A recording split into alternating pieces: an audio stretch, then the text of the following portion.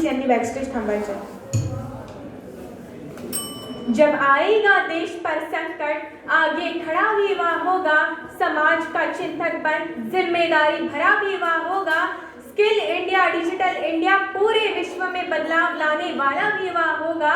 भविष्य देखेगा भारत को कृषि प्रधान से उद्योग कृषि प्रधान बनाने वाला भी युवा होगा। मैं कोड क्रमांक 45 यहाँ उपस्थित सभी माननीय मान्यवरों को तथा यहाँ उपस्थित सभी सामर्थ्यशील युवा शक्ति को सहृदय से प्रणाम करती हूँ। येत्या नवा युवाचा निर्धार बोलतोय मी युवा, इस विषय पर कुछ विचार अभिव्यक्ति हेतु उपस्थित हूँ। हम सब वही युवा हैं जो आने वाले भारत के भविष्य के लिए डॉक्टर, इंजीनियर, खिलाड़ी, अफसर, नेता, अभिनेता बनकर इस राष्ट्र का निर्माण करेंगे। जरूरी नहीं कि आज का युवा भगत सिंह की तरह फांसी के फंदे पर ही चढ़े, चांद और मंगल पर भी चढ़ सकता है। और यह भी जरूरी नहीं कि देश की बेटियां रानी लक्ष्मीबाई की तरह तलवार लेकर घोड़े पर ही दौड़े, हेमा दास की तरह मेडल लेकर ट्रक पर भी दौड़ सकती है। युवाओं को कोई स्पष्ट परिभाषा नहीं, अपितु वो परिदृश्य अवश्य है।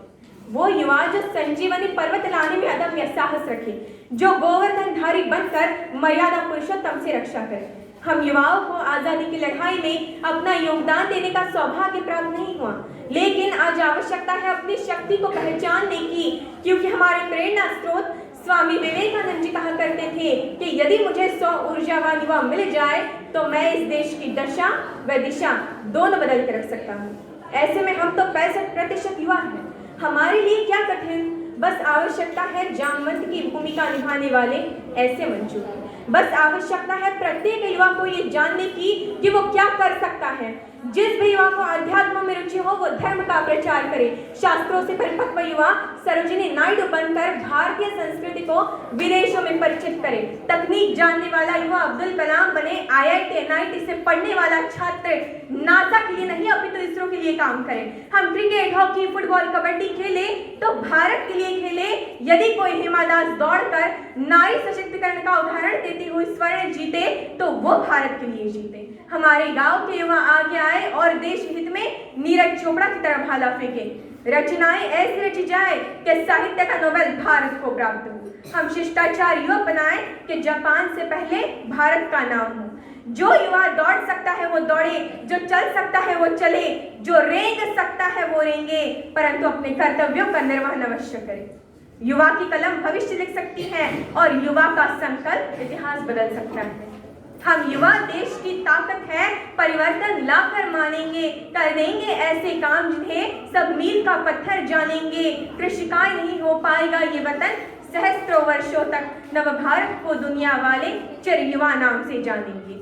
जब भी देश को जरूरत पड़ेगी ये नौजवान अपना सर्वस्व बलिदान करने के लिए तत्पर रहेंगे, तब हम गर्व से कह सकेंगे धधक धधक धधकेगा आपके अग्नि का अंगारा है, क्या सिंहों का देश कभी चूहों से हारा है।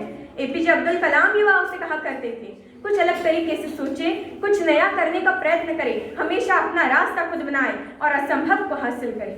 भारत की धरती पर जब जब युवा जागे हैं तब तब इतिहास बदला है। ये वही धरती है जहाँ एक 13 साल का बालक झांसी की रानी की तलवार के पीछे दौड़ा था। ये वही धरती है जहाँ 23 साल के भगत सिंह ने फांसी के फंदे पर हंसकर भारत माता की जय बोला था। ये वही धरती है जहाँ एक छोटे से गांव का बच्चा अब्दुल कलाम बनकर मिसाइल मैन बन जाता है, क्योंकि क्रांति केवल सत्ता बदलने से नहीं आती। क्रांति तब आती है जब युवा की चेतना बदलती है, क्योंकि युवा शक्ति ही राष्ट्र शक्ति है और राष्ट्र शक्ति ही भविष्य है। युवा क्या है? युवा वो है जो सपनों में नहीं सोता बल्कि सपनों को जगाता है। युवा वो है जो हालात से हारता नहीं बल्कि हालात को बदल देता है। इसलिए भारत के प्रत्येक युवा के लिए भारत कोई भूमि का टुकड़ा नहीं है बल्कि एक जीता जागता राष्ट्र पुरुष है। ये वंदन की धरती है, अभिनंदन की धरती है, ये अर्पण की भूमि है, ये तर्पण की भूमि है। यहाँ की नदी नदी हमारे लिए गंगा है, यहाँ का कंकर कंकर हमारे लिए शंकर। हम जिएंगे तो इस भारत के लिए और मरेंगे तो इस भारत के लिए, और मरने के बाद भी गंगा जल में बहती हुई हमारी अस्थियों को कोई कान लगा के सुनेगा तो एक ही आवाज आएगी, भारत माता की जय। धन्यवाद।